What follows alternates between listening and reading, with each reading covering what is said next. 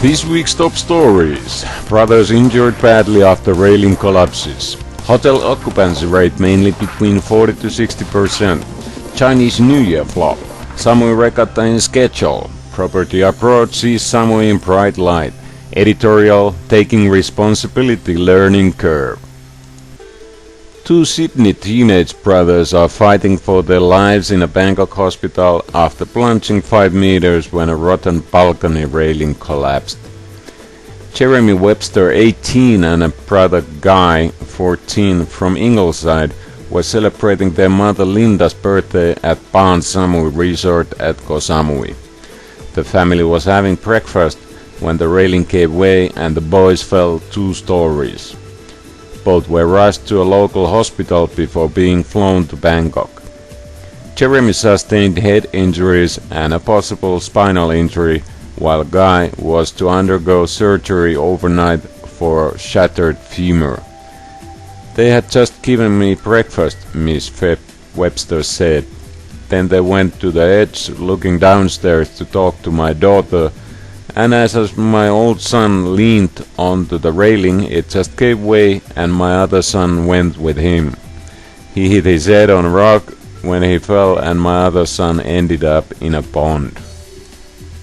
Miss Webster and her daughter Kelly, 20 years old, were forced to fly on a commercial aircraft to Bangkok because there was not enough space in the medical helicopter.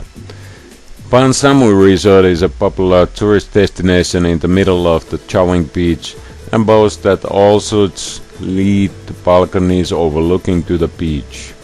Average room rate there is little over 4,000 baht a night.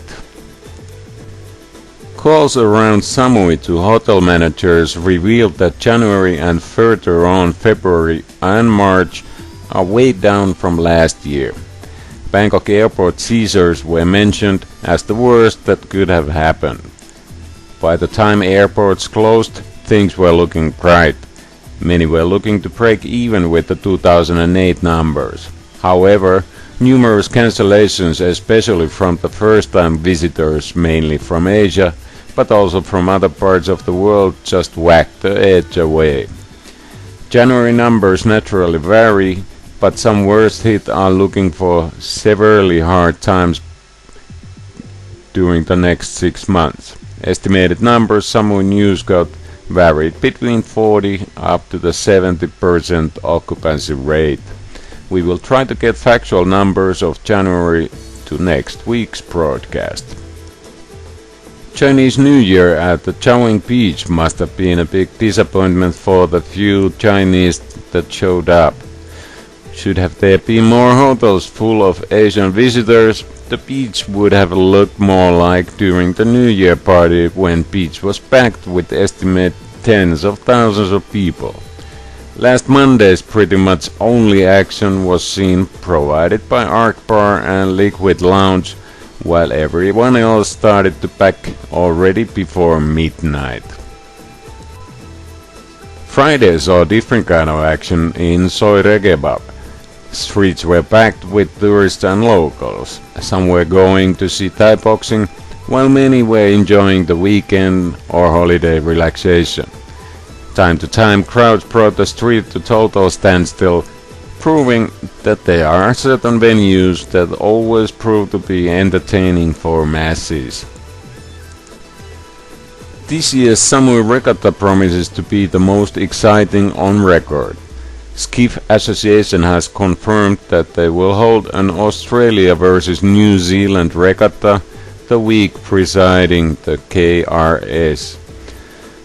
6 skiffs from each country will arrive by containers towards the end of May, sailing out front of Sentara and trade winds in Chaweng. Race over a course is set as close to the beach as possible to give maximum entertainment for the spectators. Islands juniors from Samui Yacht Club and Samui Yacht Club Regatta will compete in their own one-day regatta on the Lay Day. This year's Samui Regatta will be held between 1st and 6th of June.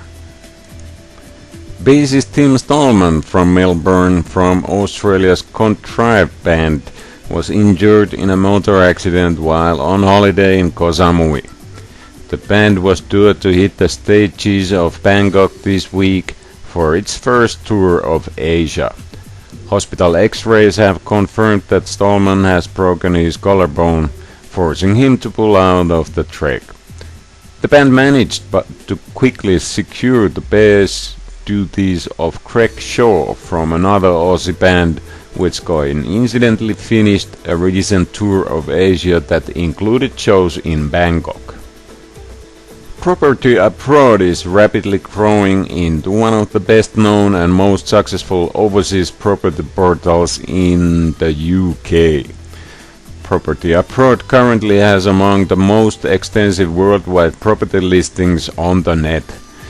Les Calvert, director of Property Abroad, commented on how the political unrest affected Thailand's property market. Thailand property prices were at a mature level, and the mainland was considered a mature and established market with no rapid growth being recorded. But the Thai island of Phuket and island of Koh Samui recorded 50% annual property value appreciation between 2006 and 2008.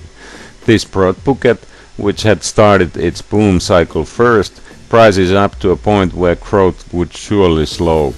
But Koh Samui prices were still on average half what they were on Phuket, meaning that there was plenty of room for such incredible growth to continue. It was then turn of Koh Phangan to start to see new off-plan resort-style developments, which would then have the same potential for growth as the two Thai islands that went before. But the Thai islands' growth was almost completely fueled by tourism, so the political unrest put a severe dent in it. Then the credit crunch came and scuppered it altogether. But when the global recovery is in full swing, it is highly likely that Koh Samui and Koh Phangan property prices will rise rapidly, and that their growth will likely reach at least 50% again. Hotels, not just Phan Samui Resort where the unfortunate incident happened, should really put serious effort in preventing anything like from that happening again. Samui really don't need bad global press at this time.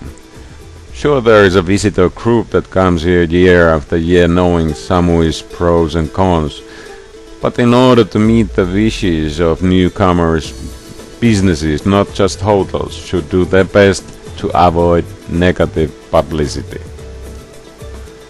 Not all the incidents reach global press, but there is almost a headline somewhere in the world when a tourist or tourists here suffer misfortune. Checkbook journalism makes sure that some of the worst episodes are reported by the last rough detail. What comes to the occurred incident, Phan Samui Resort should accept its responsibility, since it's obvious they are the ones to be blamed. By now there should have been already a press release where they explain the incident and take responsibility of it. What will be done to make sure nothing like this will ever happen again? Apologize publicly the family and explain what the situation between the resort and family is today. Hiding head in the sand is not doing any good for the Samui, since it's Samui as an island that remains in public's memory and crosshair, not just Phan Samui Resort itself. Taking responsibility can be a hard learning curve, but in this kind of incidents it surely is the best medicine in order to show some respect for those in pain. You can find all the original stories if you click videos on YouTube. Subscribing to our service is one way to support our free programs. We search and try to serve.